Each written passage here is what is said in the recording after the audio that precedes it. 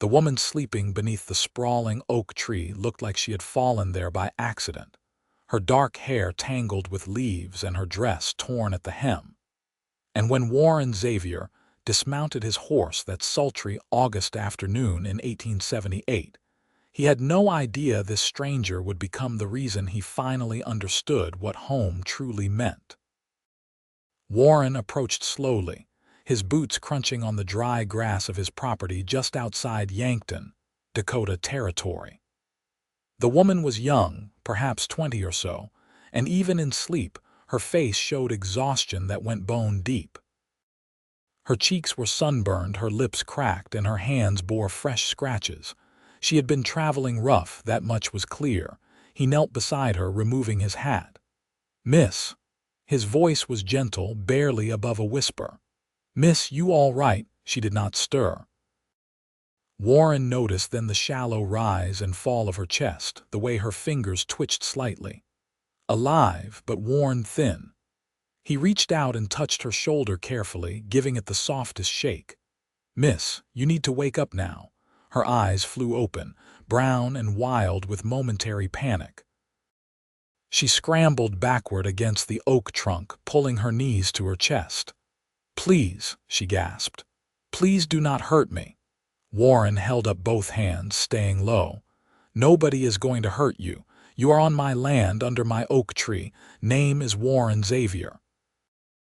I own the ranch about a quarter-mile that way." He gestured behind him. "Looks like you could use some help." The woman's breathing slowed as she studied his face. Whatever she saw there must have reassured her because her shoulders gradually lowered. "I am sorry. I did not know this was private property. I will leave."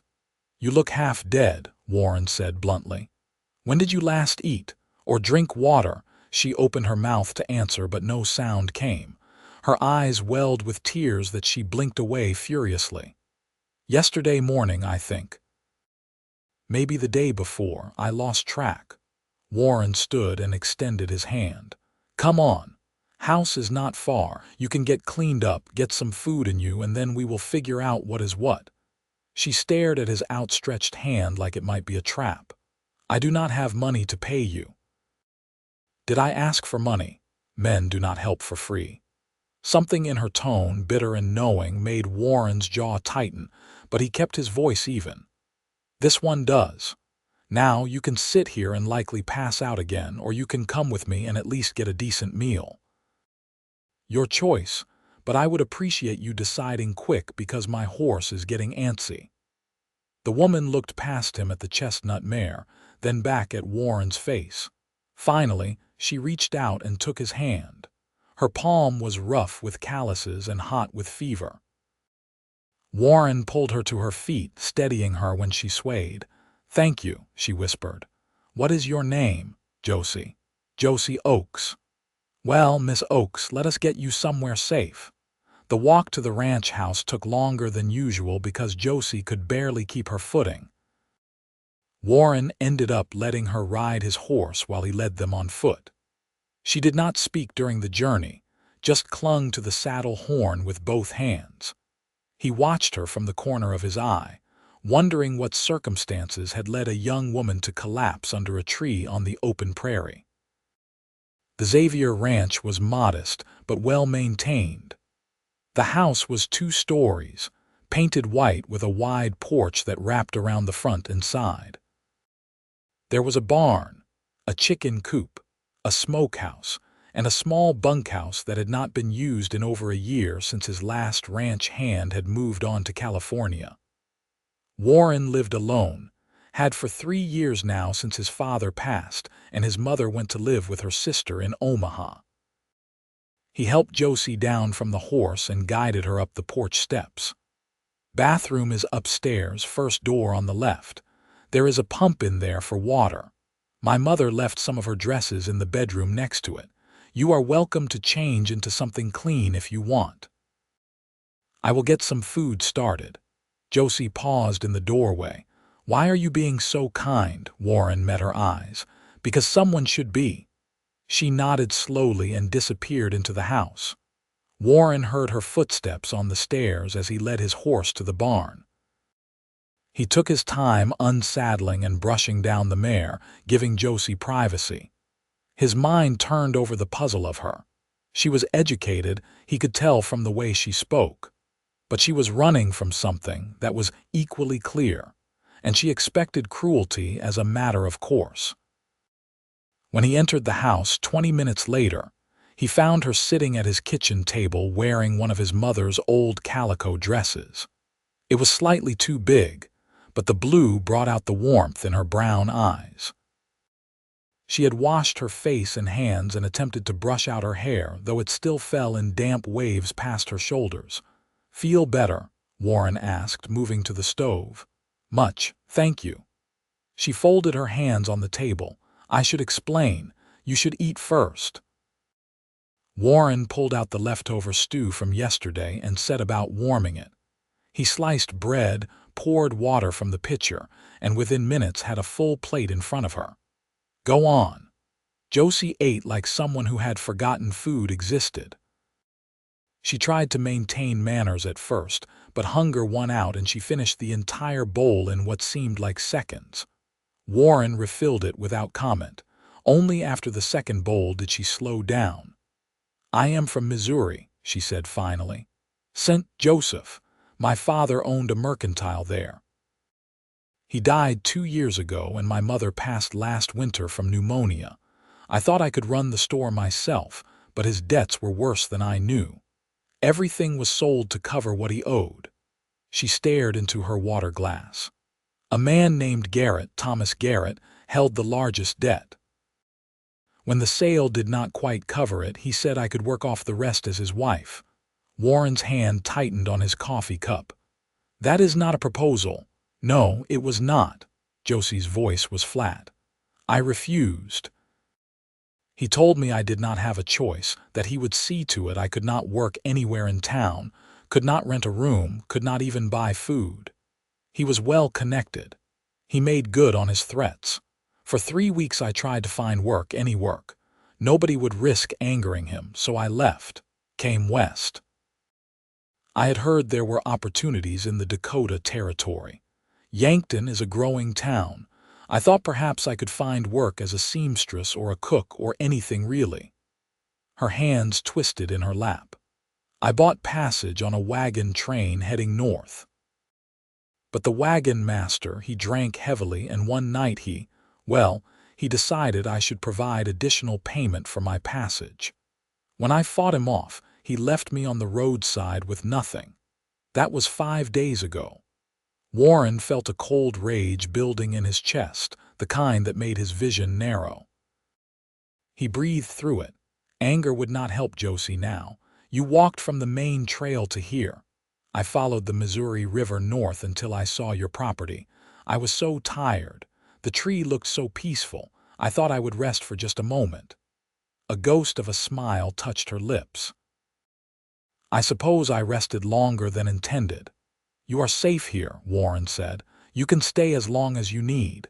There is a spare bedroom upstairs. I will not ask anything of you and I will not touch you. You have my word."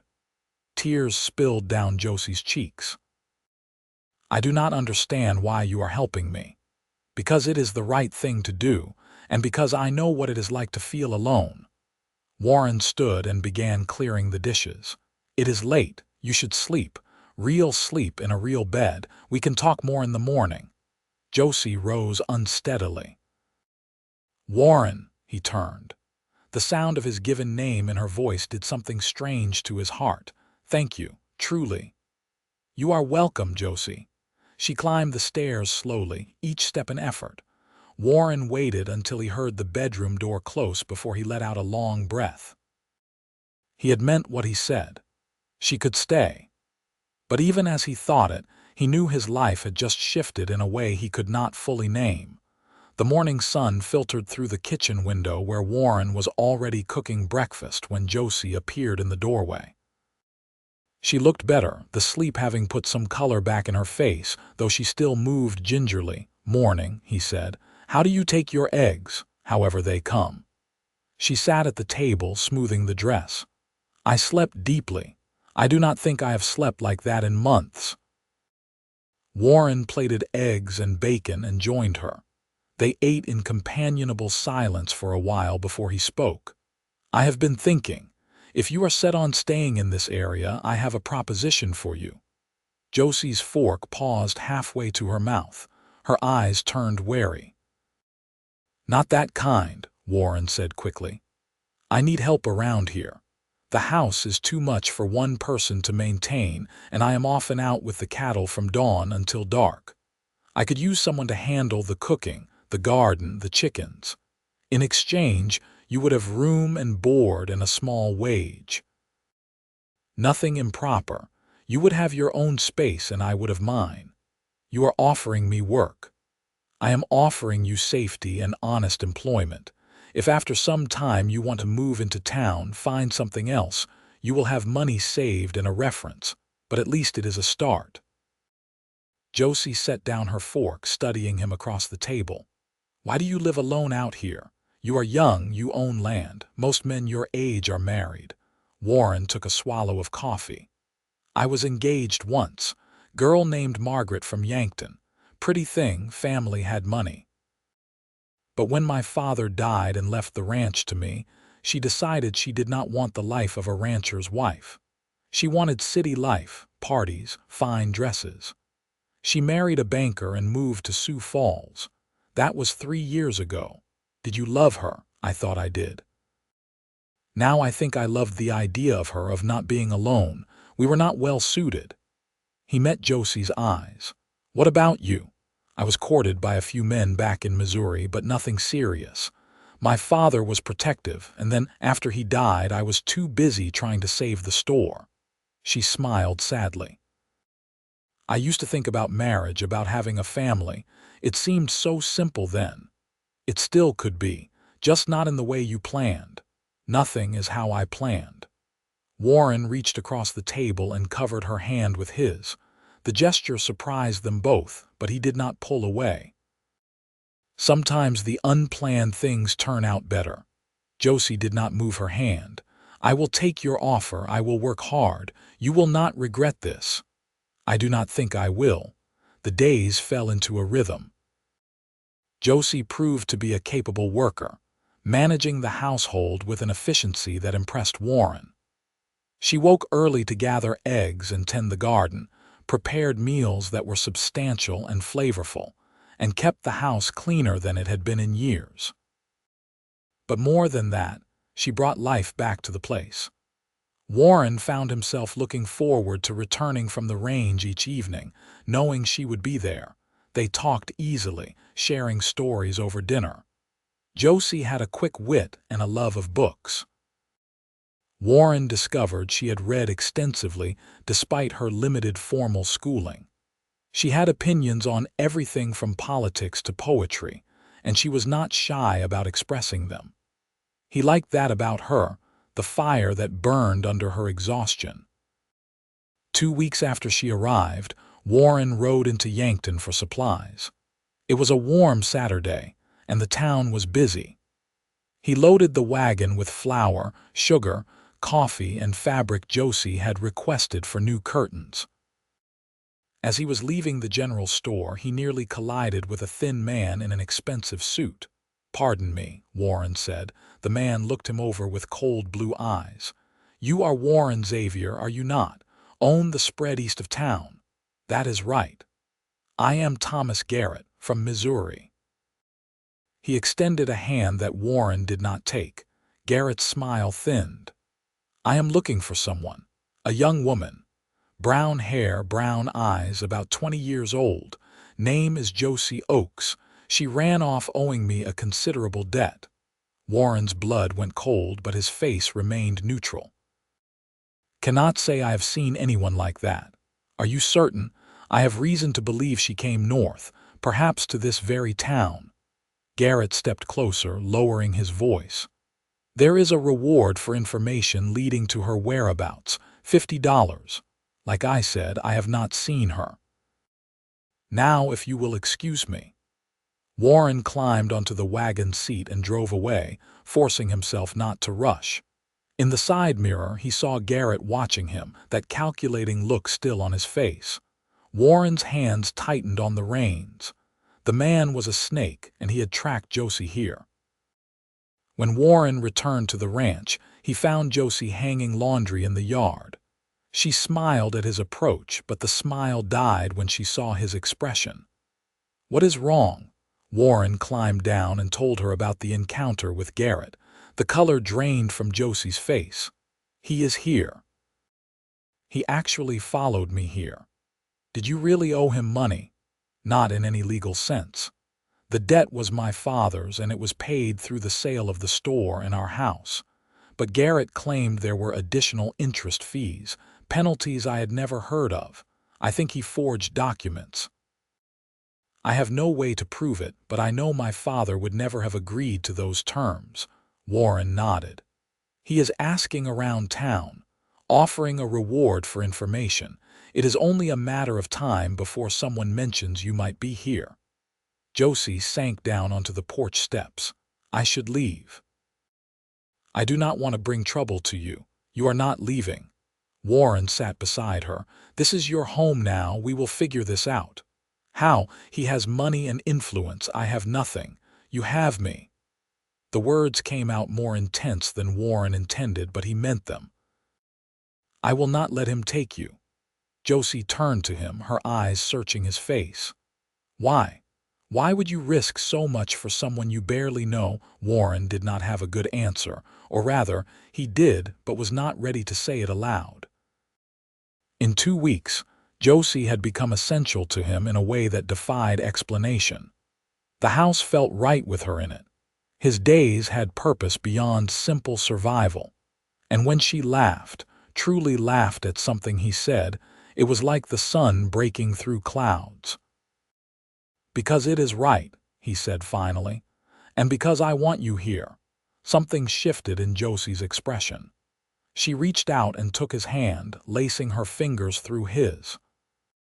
They sat like that as the sun climbed higher, neither speaking but both understanding that something between them had changed. The next few days were tense. Warren made inquiries in town carefully, learning that Garrett had taken a room at the hotel and was methodically questioning everyone about a woman matching Josie's description. So far, no one seemed to have connected her to Warren, but it was only a matter of time. "We need to establish you were here before he started looking," Warren said one evening as they washed dishes together. "If people think you arrived recently, they will put it together." "How do we do that?" "We tell people you are my cousin, that you have been here for months, since spring. We were keeping it quiet because you were in mourning for your mother." He dried a plate, thinking. "Your last name is close enough to mine that it could be believable. Josie Oakes becomes Josie Oakley, my cousin from my mother's side. Will people believe that? They will if we sell it right. This Sunday you come to church with me, we make it public. Act like you have been here all along and we simply kept to ourselves." Josie bit her lip. "It feels dishonest." "It is survival. There is a difference," she nodded slowly. "All right, if you think it will work." Sunday morning, they drove into Yankton in Warren's wagon. Josie wore the best of his mother's dresses, a deep green that complemented her coloring. She had pinned up her hair and looked every bit the respectable young woman. Warren felt an odd surge of pride walking beside her into the small church. They caused a stir. Warren rarely attended services, and certainly never with a woman. Heads turned, whispers started. After the service, they were immediately surrounded by curious townspeople. "Warren, you did not tell us you had family visiting," said Mrs. Henderson, the banker's wife. "My cousin Josie came out from Nebraska in April," Warren said smoothly. "After her mother passed, she needed a change of scenery. She has been helping me get the ranch in order." "How lovely." Mrs. Henderson turned her assessing gaze on Josie. "And how are you finding the Dakota Territory, dear?" "It is beautiful," Josie said. "Quieter than what I am used to, but Warren has made me feel very welcome." They fielded questions for 20 minutes. Warren's hand steady on Josie's elbow as they navigated the social minefield. By the time they extracted themselves and headed to the wagon, Warren was fairly sure they had sold the story.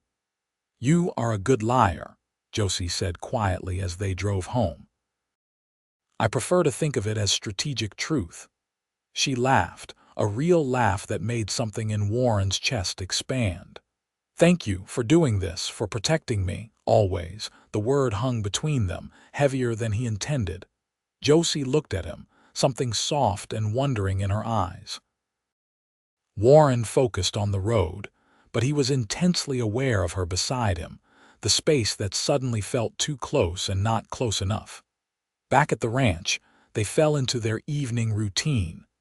But there was a new awareness now, a current that ran beneath every interaction. When Josie handed him his coffee, their fingers brushed and lingered. When Warren came in from the barn, Josie looked up from her mending with a smile that felt like coming home. Neither spoke of it, but it was there, growing stronger. 3 days after their church appearance, Garrett showed up at the ranch. Warren was mending a fence when he saw the buggy approach. He set down his tools and walked to meet it, positioning himself between Garrett and the house. "Mr. Garrett, you are on private property." Garrett climbed down from the buggy, smoothing his coat. "Mr. Xavier, I apologize for the intrusion, but I wanted to speak with you directly. I have been told you have a cousin staying with you, a young woman." "That is correct. Josie is my cousin. I would like to see her." "Just to verify she is not the person I am looking for." "No." Garrett's eyes narrowed. "I am simply asking to see her face. If she is truly your cousin, then you have nothing to worry about. You are asking to enter my home and interrogate a woman under my protection. The answer is no." Warren crossed his arms. "Josie has been here since April. Half the town can confirm it. She is not your missing debtor." "Then you will not mind if I verify that." "I mind you being on my land. I mind you harassing my family, and I mind your tone. You need to leave. Now." Garrett's pleasant facade cracked. "I know she is here. That woman owes me, and I will collect what is mine." "She does not owe you anything except perhaps a boot to the rear for how you treated her. Now get off my property before I help you off." For a moment, Warren thought Garrett might push it, but something in Warren's stance, or perhaps the clear willingness to follow through on his threat, made Garrett step back. "This is not over," Garrett said. "Yes, it is. You have no legal claim, you have no proof of any debt. All you have is an obsession with a woman who wants nothing to do with you. Go back to Missouri, Mr. Garrett. There is nothing for you here." Garrett climbed back into his buggy, but his expression was ugly. "You are making a mistake protecting her. The only mistake is you still being here." Garrett drove off. Warren watched until the buggy disappeared, then returned to the house. Josie was standing in the kitchen, pale but composed. "I heard everything," she said. "He is gone. For now, but he will not stop. Men like him never do." Warren moved to her, taking her shoulders gently. "Listen to me. You are not going back to him. You are not going to be forced into anything. I promise you that." "How can you promise that? He has money. He can make trouble." "So can I." Warren's voice was hard. "I know people too. The sheriff is a friend. So is the territorial judge. If Garrett wants a legal fight, he will get one. But I do not think he wants that kind of attention on his business practices." Josie looked up at him, her eyes bright with unshed tears. "You would really do all that? For me?" "Yes." "Why?" Warren knew he could not avoid the truth any longer. "Because I am falling in love with you." The words hung in the air between them. Josie's breath caught, her eyes widening.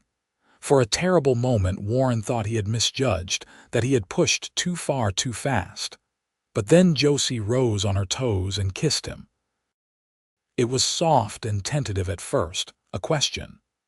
Warren answered it by pulling her closer, deepening the kiss.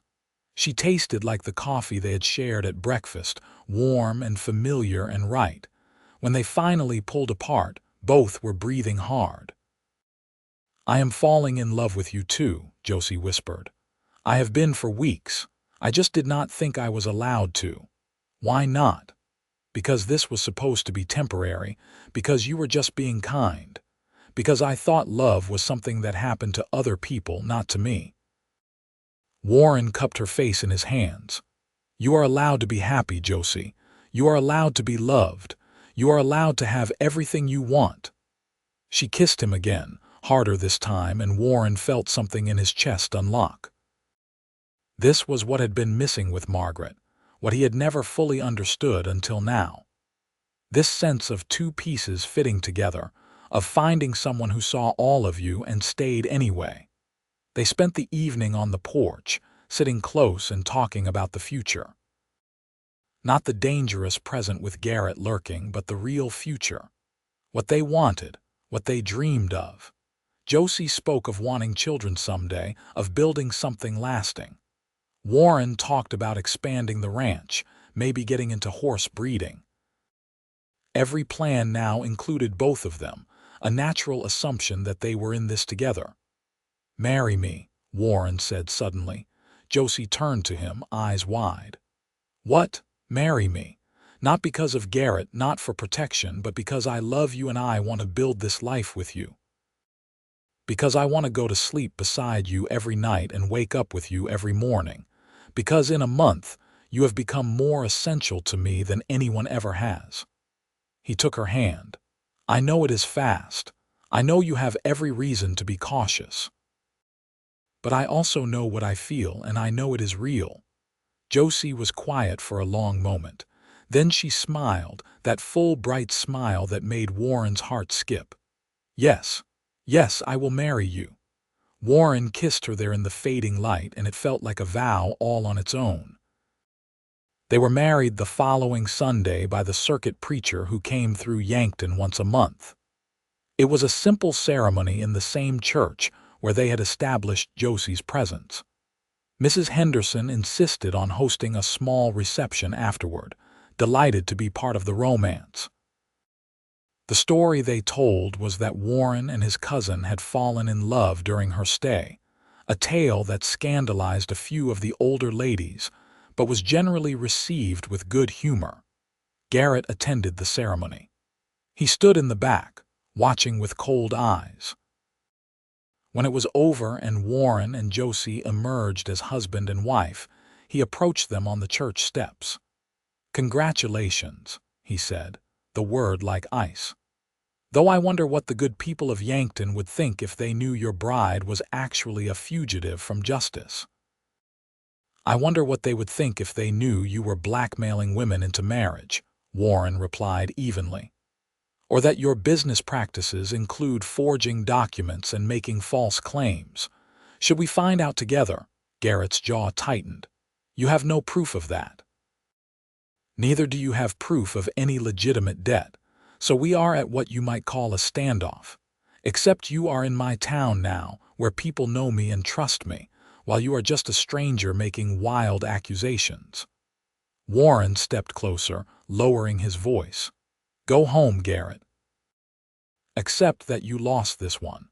Because if you keep pushing, I will make it my personal mission to investigate every aspect of your business dealings, and I suspect I will find things you would rather keep buried." It was a bluff, mostly, but Garrett did not know that.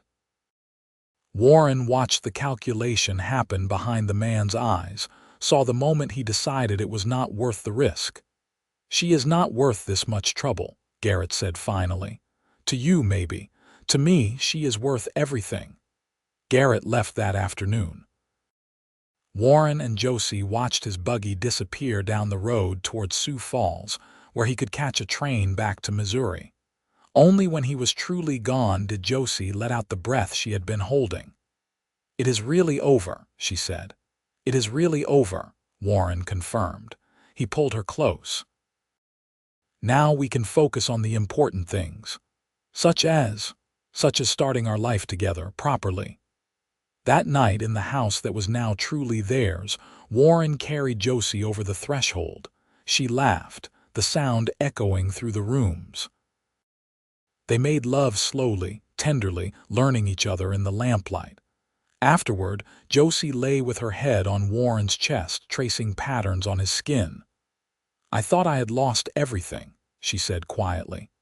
"When I left Missouri, I truly believed my life was over, that I would end up dead in a ditch somewhere, forgotten. And instead I found you, found home." She propped herself up to look at him. "That day under the oak tree when you woke me, I thought you might be an angel, or that I was dreaming." Warren tucked a strand of hair behind her ear. "I am no angel, but I am yours. And I am yours." They fell asleep tangled together, and Warren thought that this right here, was what he had been searching for without knowing it. Not just someone to share his life, but someone who made his life worth living. The months that followed were the happiest Warren could remember. Fall arrived, painting the prairie in golds and reds. He and Josie worked side by side, bringing in the harvest from the garden, preparing for winter. In the evenings they would sit by the fire, Josie reading aloud while Warren worked on tack or carved small wooden figures. She had a voice that made even mundane passages sound like poetry. They grew into marriage like it was the most natural thing in the world. There were adjustments, certainly. Josie was particular about how the kitchen was organized. Warren had a habit of leaving his boots wherever he took them off. But they navigated it with humor and grace, learning to accommodate each other. In November, during the first real snowstorm of the season, Josie told Warren she was pregnant. "Are you certain?" he asked, his hand instinctively going to her still flat belly. "As certain as I can be. I am nearly 2 months along, I think." She bit her lip. "Are you happy?" Warren lifted her off her feet, spinning her around until she shrieked with laughter. "Happy? Josie, I am beyond happy. We are going to have a baby." "We are going to have a baby," she repeated, wonder in her voice. Warren set her down carefully, suddenly terrified he might have hurt her. "Should you be spinning? Is that safe?" "I am pregnant, not made of glass." But she was smiling. "Though perhaps fewer acrobatics until after the baby comes." They told their neighbors at Christmas, which they spent with several families from nearby ranches.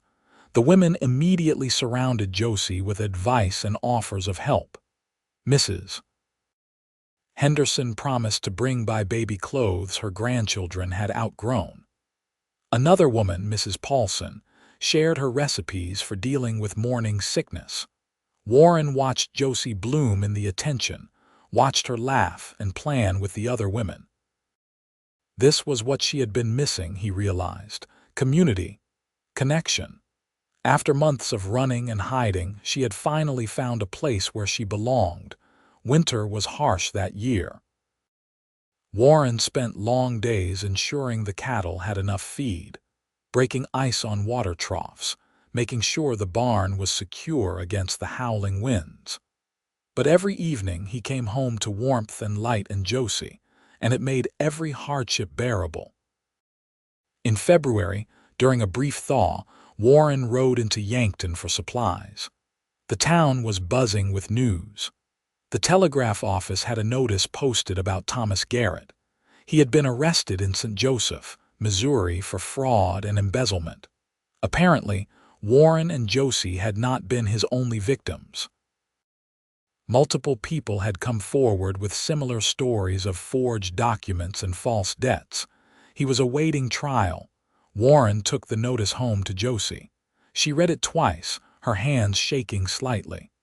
"It is truly over. He cannot hurt anyone else." "He cannot hurt you," Warren said. "That is what matters to me. All those people he victimized, I wish I had been brave enough to fight him from the start." "You did fight him. You ran. You survived. You found a way to safety. That takes more courage than anything." Warren pulled her into his arms. "And now you get to live without looking over your shoulder. You get to just be happy."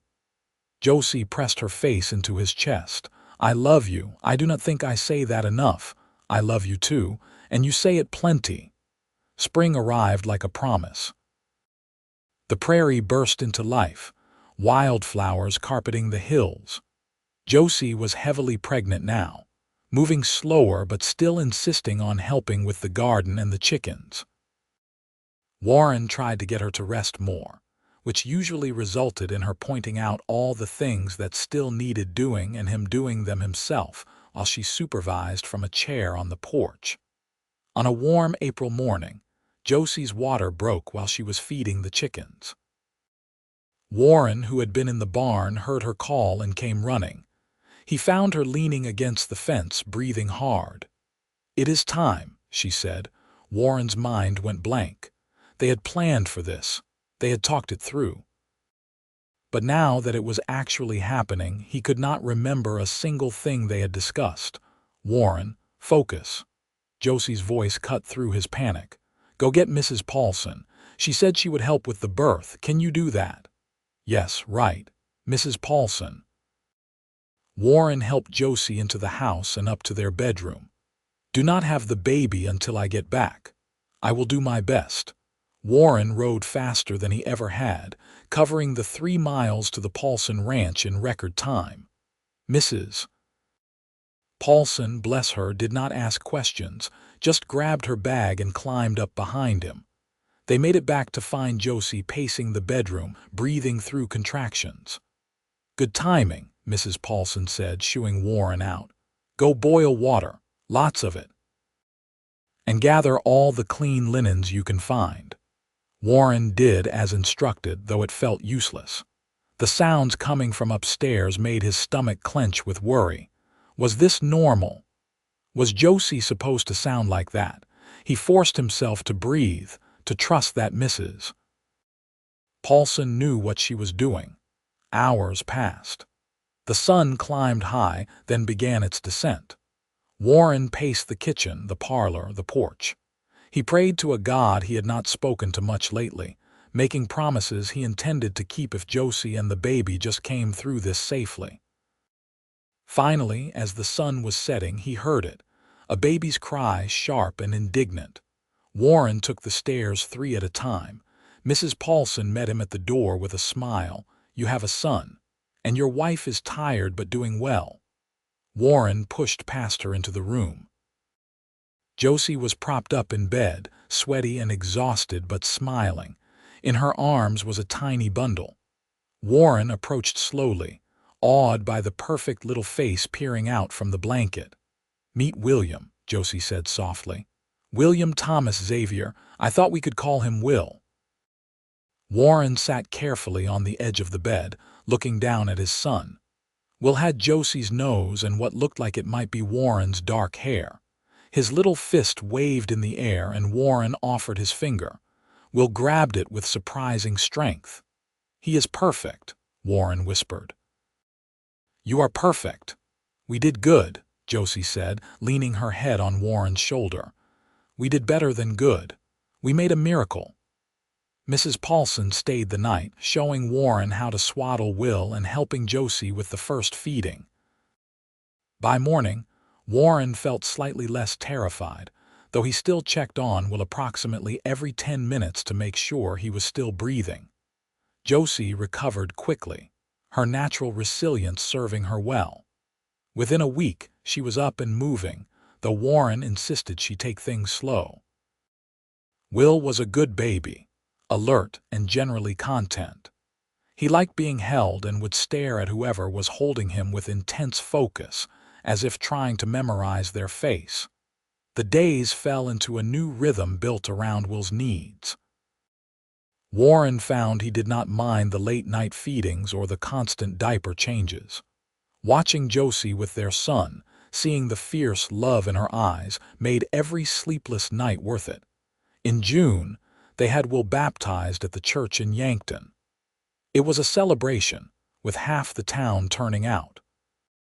Will behaved perfectly throughout the ceremony, only fussing a little when the preacher sprinkled water on his forehead.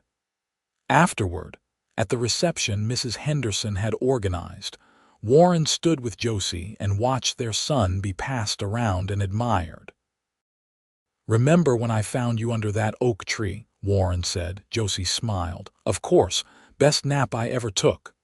I never imagined it would lead to this, to a wife, a son, a real family. I never imagined I would be this happy, that happiness like this was even possible." She squeezed his hand.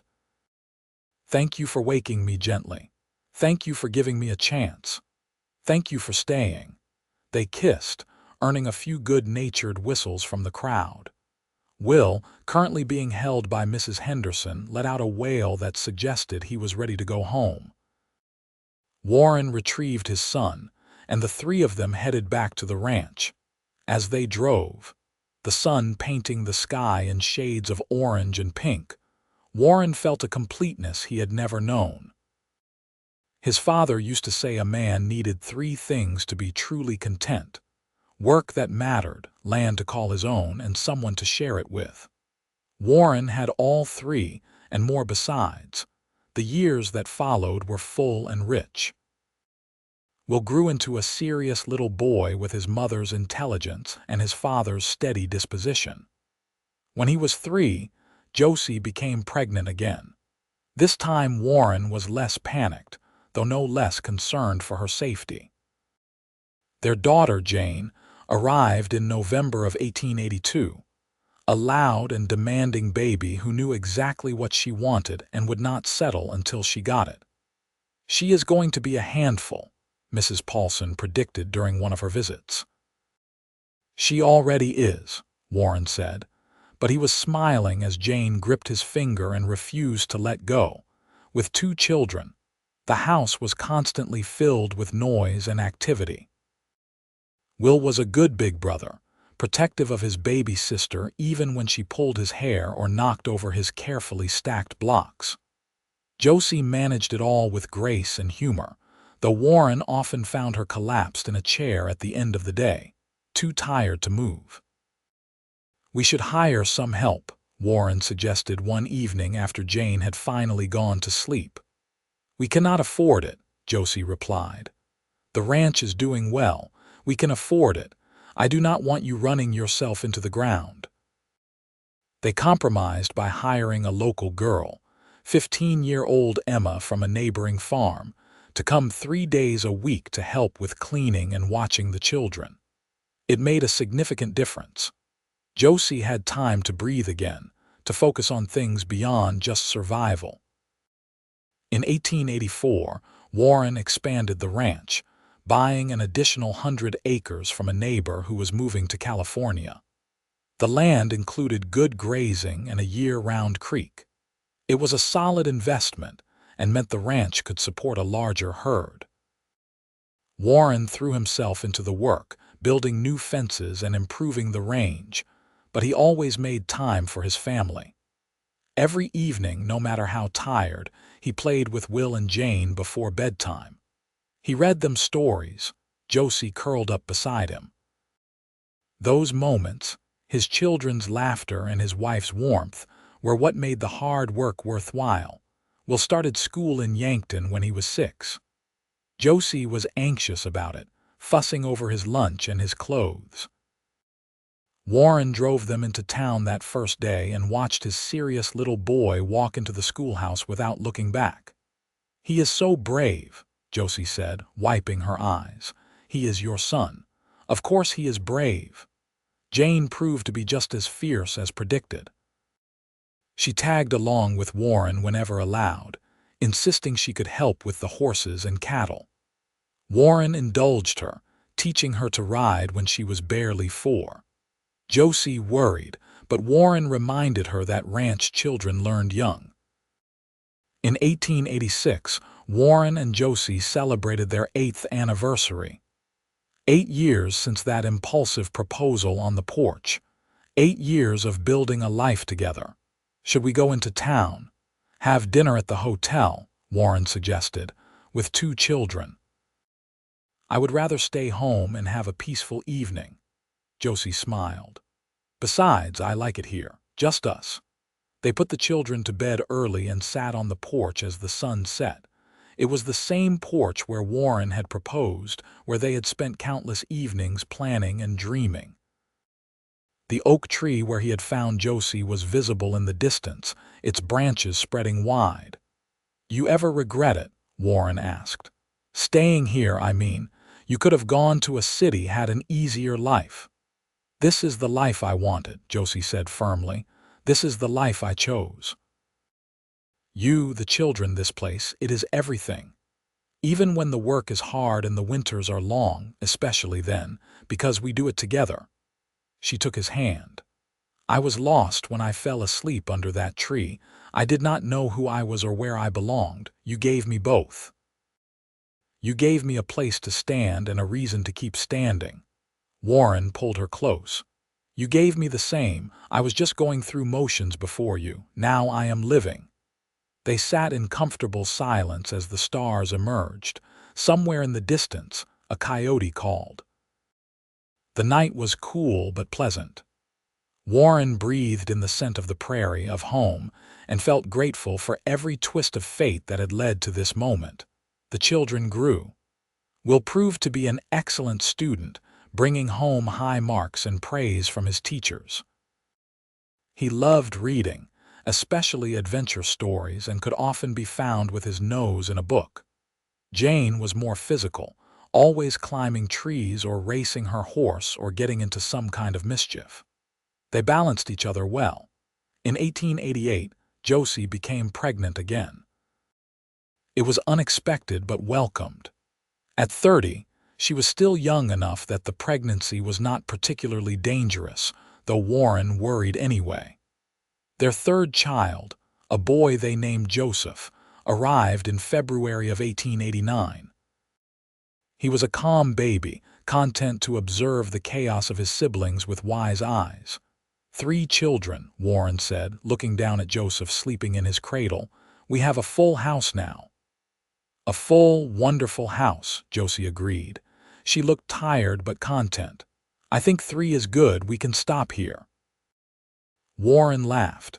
"I have no complaints. Our family is complete." But life continued to bring changes. Will, at 13, started talking about going to college someday. Jane, at 11, announced she wanted to be a rancher like her father. Joseph was still too young to declare his ambitions, but he showed signs of being a builder, always stacking and arranging his toys with careful precision. Warren taught Will the business side of ranching, showing him the ledgers and explaining profit margins. He taught Jane everything about cattle and horses, watching with pride as she became an accomplished rider. And he played with Joseph, building block towers and telling stories. Josie ran the household with efficiency born of years of practice. She canned vegetables and fruits every summer, enough to last through the harsh winters. She sewed clothes and mended what tore. She taught the children reading and arithmetic before they were old enough for school. And somehow, she still found time to sit with Warren on the porch each evening, reconnecting after the day's chaos. In 1892, Yankton celebrated its 40th anniversary as an incorporated town. There was a large celebration with speeches and dancing and a community dinner. Warren and Josie attended with all 3 children. Will, now 16 and nearly as tall as his father, danced with several young ladies from town. Jane, 14 and already stunningly pretty despite her tomboy ways, was similarly popular with the young men. Joseph, at 3, mostly ran around with the other young children, playing games only they understood. "Look at them," Josie said to Warren as they watched their children. "When did they get so grown up? Time moves fast. Too fast." She leaned against him. "I want to remember this, all of it. The way they look right now, the sound of their laughter, I want to hold on to it." Warren kissed the top of her head. "We will make new memories. Different ones as they get older, but just as precious. I know, but I am allowed to be nostalgic. You are allowed anything you want." They danced together as the sun set, moving slowly to the fiddle music. Around them, their community celebrated. Warren saw the sheriff, now graying at the temples, dancing with his wife. Mrs. Henderson, looking remarkably spry for her age, was organizing the dessert table. The Paulsons were there with their now numerous grandchildren. This was their world, the life they had built not just for themselves, but as part of something larger. As the evening wound down and they loaded their sleepy children into the wagon, Warren reflected on how far they had come. From that August day in 1878, when he found a desperate woman sleeping under his oak tree, to this moment of prosperity and peace. It had not always been easy. There had been hard winters and dry summers, sick cattle and broken equipment, the normal struggles of ranch life. But they had faced it all together, and that made the difference. Will left for college in Vermilion in 1894. It was hard to watch him go, this serious young man who still carried traces of the little boy Warren had taught to ride. Josie cried for a week, though she tried to hide it. But Will came home for holidays and summers, full of stories about his classes and new ideas for improving the ranch. Jane showed no interest in leaving. She was her father's constant shadow, learning everything she could about running the ranch. Warren suspected she would take over someday, and the thought pleased him. The land would be in good hands. Joseph grew into a thoughtful boy who loved making things. He built birdhouses and small furniture, his hands already skilled with tools. Warren encouraged it, helping him set up a small workshop in the barn. In 1897, Warren turned 40. It was strange to think he had lived for decades, that half his life had been spent with Josie. They threw a party, nothing fancy, just friends and neighbors gathering at the ranch. There was food and music and laughter. Warren stood on his porch watching his children mingle with guests and felt overwhelmingly fortunate. Josie found him there. "Getting reflective in your old age, old. I am in my prime," she laughed. "Of course you are. But seriously, how are you feeling?" "Grateful, lucky, loved." He pulled her close. "Every good thing in my life traces back to you. You would have been fine without me. I would have existed, but I would not have lived. Not really." He tilted her face up. "You made me understand what it means to be truly happy. You did the same for me. You gave me a life when I thought mine was over. You gave me love when I thought I did not deserve it. You gave me everything." They kissed, long and deep, not caring who might see. After 19 years of marriage, they were still discovering new ways to love each other. The turn of the century brought changes to the Dakota Territory. Talk of statehood had been brewing for years. Warren followed the political developments with interest, discussing them with Will during his visits home. In 1889, Dakota had been split and both North Dakota and South Dakota had achieved statehood. Yankton, despite being the territorial capital, had not been chosen as the state capital, which had gone to Pierre instead. But the town continued to thrive. Will graduated from college in 1898 with a degree in agricultural science. He returned to the ranch full of modern ideas about breeding and land management. Warren listened carefully, implementing some changes and pushing back on others. They made a good team, father and son working together to build something lasting. Jane, at 20, was courted by several young men but turned them all down. "I am not interested in marriage," she told her parents. "I want to run this ranch." "You can do both," Josie pointed out. "Maybe. But I have not met anyone who understands that the ranch comes first." Jane shrugged. "If I do, fine. But I am not settling." Warren respected her certainty. She reminded him of Josie in that way, knowing her own mind and refusing to compromise. Joseph, at 14, was already selling his handcrafted items in town. He had a natural business sense and a gift for design. Warren suspected he might not stay on the ranch long term, that his path lay elsewhere. And that was fine. Each child had to find their own way. In 1901, Warren and Josie celebrated their 23rd anniversary. It felt impossible that so much time had passed. Warren's hair was now shot through with gray, and Josie had laugh lines around her eyes. But to him, she was still the exhausted woman he had found sleeping under his oak tree, still beautiful and brave and everything he needed. "You remember what you said the day we met?" Warren asked as they sat on the porch, a now familiar ritual. "I said a lot of things, most of them desperate." "You said men do not help for free," Josie winced. "I was wrong about that, at least about you." "You were not wrong. You were cautious based on experience, but I am glad you gave me a chance to prove you wrong." "So am I." She rested her head on his shoulder. "Best decision I ever made, accepting your offer to stay. Best decision I ever made, offering it." They watched the sun set over the prairie, over the land they had worked and loved and shaped into home. The oak tree stood in the distance, its branches moving gently in the breeze. Warren thought about that tree often, how it had provided shelter for Josie in her darkest moment, how it had been the starting point for everything that followed. "We should plant more trees," he said suddenly. "Around the house, create a real grove." "That is a good idea." "Legacy trees for the grandchildren." "Grandchildren. That is assuming any of our children actually settled down." Josie laughed. "Will is courting that teacher from Vermilion. I have a feeling that will turn into something." And Jane, for all her protests, has been spending a lot of time with the new veterinarian. "Has she?" "She has. Claims she needs his advice on the livestock, but I see how she looks at him." Warren filed that information away. He would have to meet this veterinarian, make sure he was good enough for his fierce daughter.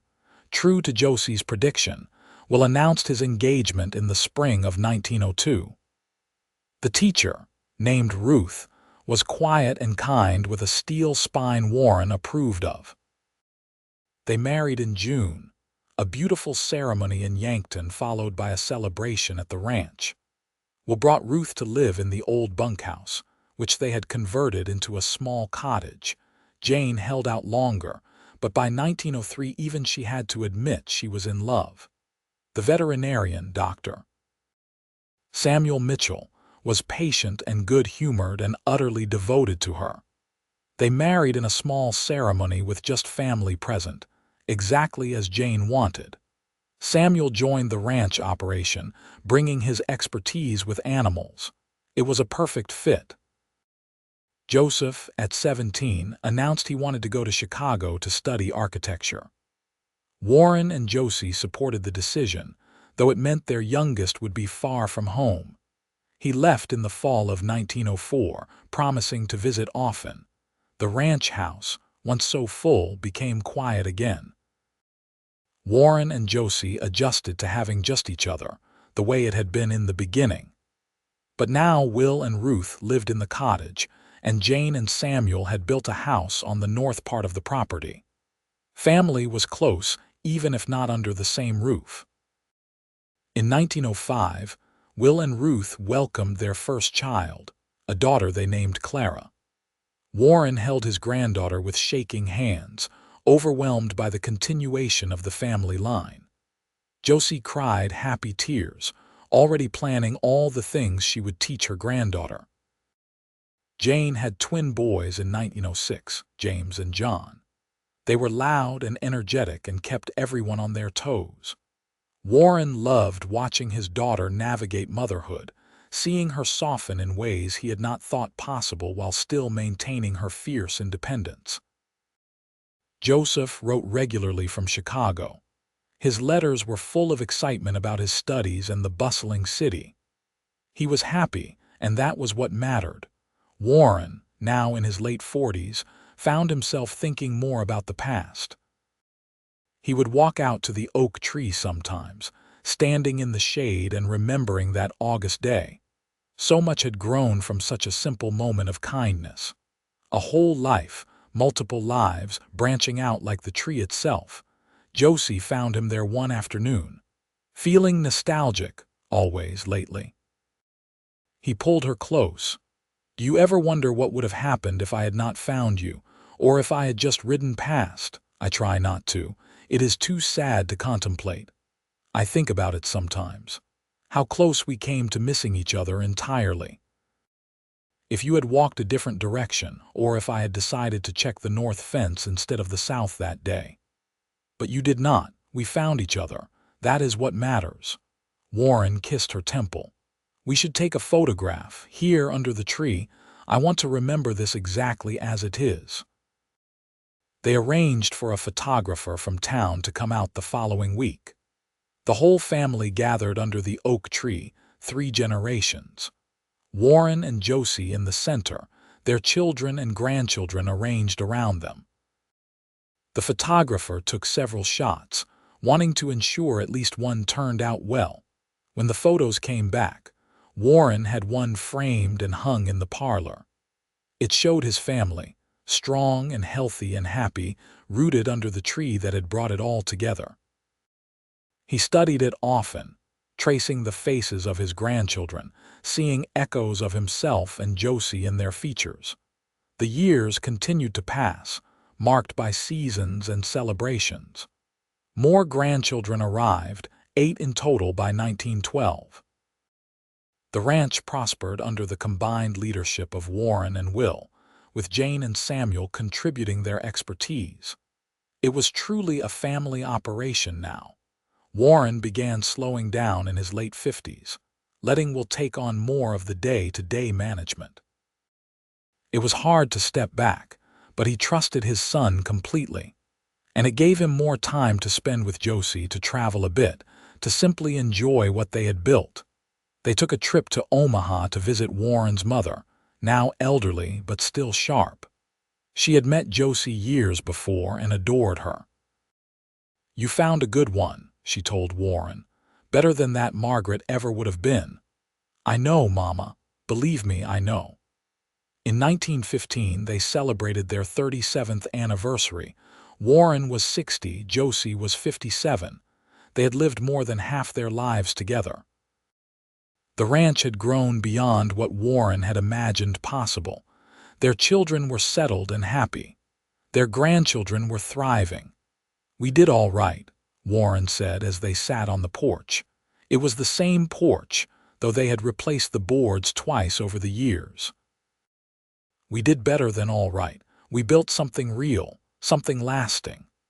Josie squeezed his hand. "I love you just as much now as I did at the beginning, more even, because I know exactly who you are. And who am I? You are the man who woke me gently when you could have turned me away. You are the man who protected me when you had no reason to. You are the man who loved me even when I could not imagine being loved. You are my home, Warren. You always have been." Warren felt emotion tighten his throat. After all these years, she could still move him with her words. "You are my home too, the only home that ever mattered." They sat in comfortable silence, watching the sun paint the sky. The oak tree was massive now, its branches providing shade for a huge area. Children played beneath it, their laughter carrying on the breeze. Will was teaching his oldest son to rope a fence post. Jane was discussing something with Samuel, probably ranch business. The whole scene was peaceful, prosperous, full of life. "When I was sleeping under that tree," Josie said softly, "I was at my absolute lowest point. I truly believed I had nothing left to live for, and then you appeared, this stranger offering help. It felt like a miracle." "It was not a miracle, it was just the right thing to do. Maybe, but it changed everything. You changed everything." She turned to face him fully. "Promise me something." "Anything. Promise me that when we are gone, someone will take care of that oak tree, that it will stand for our great-grandchildren and their children. I want it to be a reminder that good things can grow from the hardest moments." Warren nodded, his eyes stinging.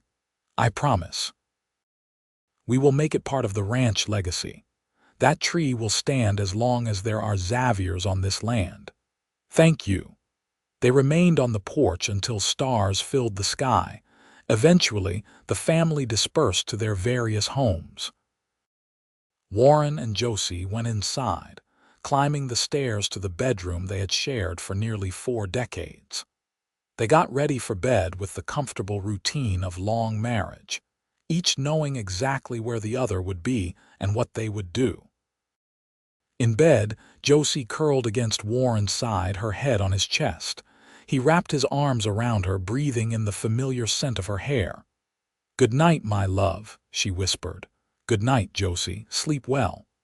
"I always sleep well with you." Warren listened as her breathing evened out into sleep.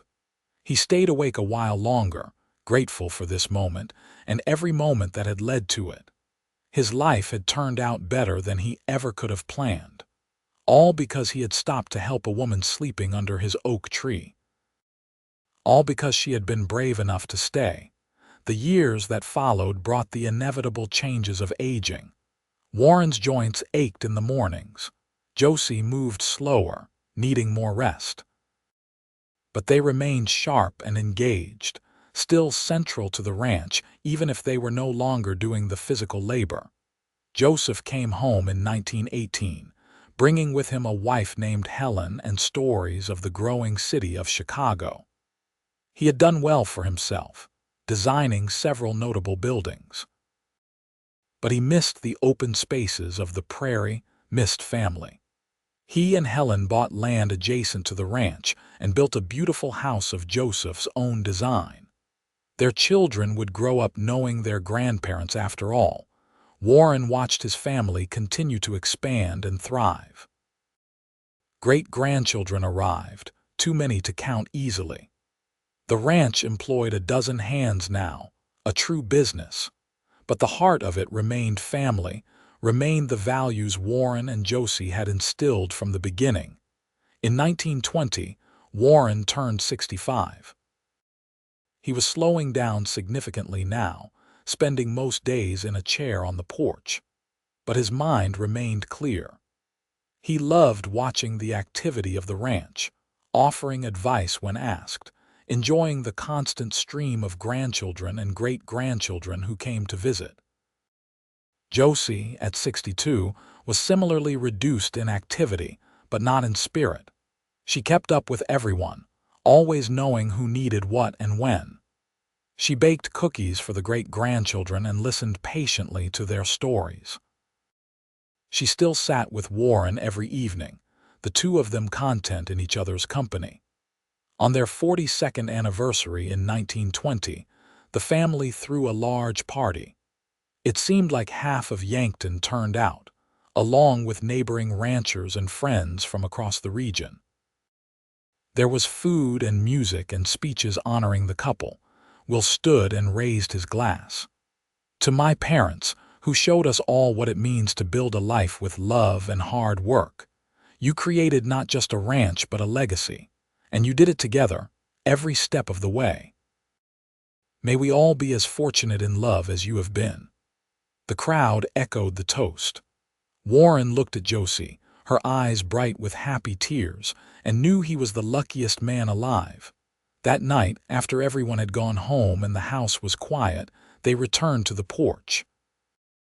It was tradition now, ending every important day in this spot. 42 years, Warren said. Sometimes it feels like yesterday, sometimes it feels like forever. Both are true. Josie took his hand. "We have had a good life, Warren, better than I ever dreamed possible, no regrets." "Not a single one, you. Only that I did not find you sooner," she laughed. "We found each other at exactly the right time. Any earlier and we would have been different people. It would not have worked the same way." Warren supposed she was right. Timing mattered. If Josie had not been running from Garrett, if he had not been ready to see her for who she truly was, they might have missed their chance. The seasons turned. Winter came, harsh and cold. Warren caught a chill in January that turned into pneumonia. He was sick for weeks, Josie barely leaving his side. The doctor from Yankton came out multiple times, doing what he could. Eventually, Warren recovered, but he was weaker after. He did not quite regain his strength. Spring came late that year. By the time the prairie began to green, Warren was spending most of his time in bed.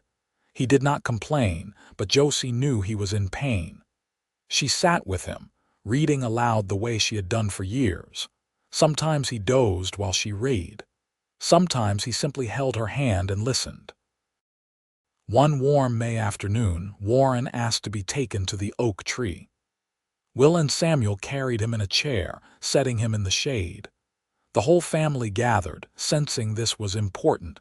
Warren looked at each face, committing them to memory. His children, gray now themselves. His grandchildren, grown and starting families of their own. His great-grandchildren, some barely old enough to walk. This was his legacy, living and breathing all around him.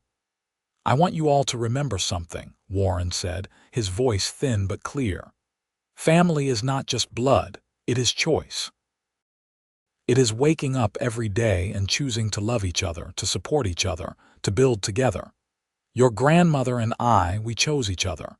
And then we chose to keep choosing each other every day for over 40 years. That is what made this possible." He gestured at all of them. "Keep choosing each other. Keep building together and take care of this tree. It represents where we started, all of us." There were tears, hugs, promises. The afternoon stretched long and golden. Eventually, Warren asked to go back to bed. Josie stayed with him, lying beside him fully clothed, her head on his shoulder. "I am tired, Josie," he whispered. "I know, my love. I am not afraid. I have had a full life, but I am going to miss you." "I will miss you too." Josie was crying now, unable to hold it back. "But I will be along eventually. You will not be alone for long," Warren smiled. "Make it long, Josie. Live. Enjoy the grandchildren. Tell them stories about when we were young." "I will. I love you. From that first day under the oak tree to this moment and beyond, you are everything." "I love you too. Thank you for finding me. Thank you for waking me gently. Thank you for giving me a life worth living." Warren closed his eyes. His breathing was shallow but steady. Josie stayed beside him, holding his hand. She talked to him quietly, reminding him of their favorite memories. The way he had looked at her during their wedding. The day Will was born. Teaching Jane to ride. Joseph's first birdhouse. All the small moments that had built a lifetime. As the sun set, Warren's breathing slowed further. The family had gathered in the bedroom, sensing the end was near.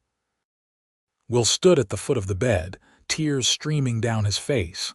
Jane held her children close. Joseph gripped Helen's hand.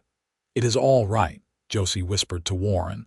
"You can rest now. I will be fine. We will all be fine because of what you built. Thank you, my love. Thank you for everything."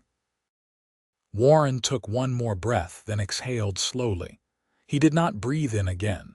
His face was peaceful, the pain finally gone. Josie pressed a kiss to his forehead. "Goodbye, Warren. Until we meet again." The room filled with quiet crying, but there was also a sense of peace. Warren had lived fully and well. He had been loved and had loved in return. His death was sad but not tragic. It was simply the natural end to a life well lived. They buried Warren under the oak tree at his request. The whole community turned out for the funeral. The preacher spoke of Warren's kindness, his integrity, his devotion to family. But the most moving tribute came from Josie. She stood beside the grave, her family supporting her, and spoke clearly despite her tears. "My husband was the best man I ever knew. He saved my life in more ways than one. He gave me a home when I had none, love when I thought I did not deserve it, and a family I will treasure forever. He made me better simply by being himself. And though I will miss him every day for the rest of my life, I am grateful for every moment we had. This tree will stand as a reminder of where we began and what we built together. May it shelter future generations the way Warren sheltered me." The days after were hard. The house felt empty without Warren. Josie caught herself setting 2 coffee cups in the morning, or turning to tell him something before remembering he was gone. But she did not fall apart. Warren would not have wanted that. Instead, she leaned on her family and kept going. Will and Ruth moved into the main house to keep her company. The grandchildren visited daily. Josie threw herself into their lives, baking and mending and telling stories. She spoke of Warren often, keeping his memory alive. 3 years passed. Josie was 70 now, her hair white and her movements slow, but her mind remained sharp. She spent most afternoons under the oak tree, sitting in the same chair they had brought for Warren. She said she felt close to him there. On a warm August afternoon in 1925, almost exactly 47 years after Warren had first found her there, Josie fell asleep under the oak tree. Her great-granddaughter found her an hour later, peaceful and still. The doctor said her heart had simply stopped. She had gone quietly without pain. They buried Josie beside Warren. The headstone read, "Warren and Josie Xavier, he found her." She stayed. Together they built a legacy of love. The family continued on, generation after generation. The oak tree stood strong, its branches providing shade and shelter just as Warren had once provided for Josie. Children played beneath it. Couples courted there. And always, the story was told of how it all began. The ranch thrived into the modern era. Will passed it to his children, who passed it to theirs. Through depressions and droughts, through good years and hard ones, the Xavier family endured. They remembered the lessons Warren and Josie had taught, about choosing love, about building together, about the importance of family. In 1978, 100 years after Warren found Josie, the family held a centennial celebration. Descendants came from across the country, over 200 people who could trace their lineage back to that original couple. They gathered under the oak tree, now massive and ancient, and shared stories. The oldest living family member, Warren and Josie's great-great-grandson, told the story of how it all began. How his great-great-grandfather had found a desperate woman sleeping under this very tree. How he had woken her gently, offered help without expectation, and given her a reason to stay. How that simple act of kindness had created generations of love. As the celebration continued into the evening, with music and laughter and joy, the oak tree stood witness. Its roots ran deep into the Dakota soil, strong and unshakable. And in its branches, if you listened closely, you might almost hear the echo of two voices promising to love each other forever. Warren and Josie's story had ended, but what they built lived on. In the land, in the family, in the values they had instilled.